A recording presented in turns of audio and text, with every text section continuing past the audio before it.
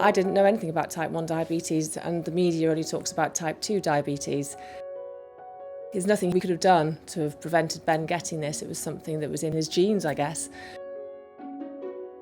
First year was a massive learning curve, an awful lot to learn. And as a teenager, it's hard because he wants to be like every other teenager, wants to just do what other teenagers do. And he does, because he has a pump and he has a glucose monitor and he lives life to the full. He'd rather not have it, which is why we look for a cure, why we fundraise for a cure. I'd love a day when there was no type 1 and he didn't have it and he could live life without monitoring.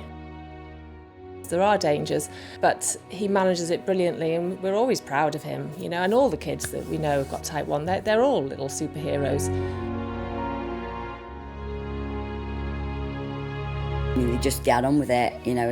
Leo's never moaned, and same with all the other children that I've met as well. I can't think of a time where it's actually held me back. It can wake me up sometimes at night, which can sort of make me a bit more tired in the day, but except that I think it's quite good.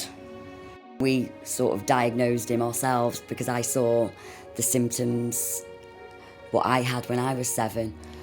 We both having type 1. My dad's actually been the odd one out, I guess, with not having diabetes at all. It's a different way of living compared to, you know, what it is if you're not diabetic. So with me being diabetic, I think it helped a lot. It made it a lot easier having diabetes. I feel like it would have been a lot harder if I didn't have her there to help me. Our main aims was really to raise awareness about this condition, about type 1. You know, it's autoimmune. It can't be helped. It happens, and it takes a lot of management to live with it every day. But obviously, one day we'd love there to be a cure, and so if we can help towards that in any way, then we will. It doesn't hold her back, and if anything, I think it's making her into a really strong, independent person, and maybe it's going to give her something that she may not have had otherwise, and I think it's about being positive about this.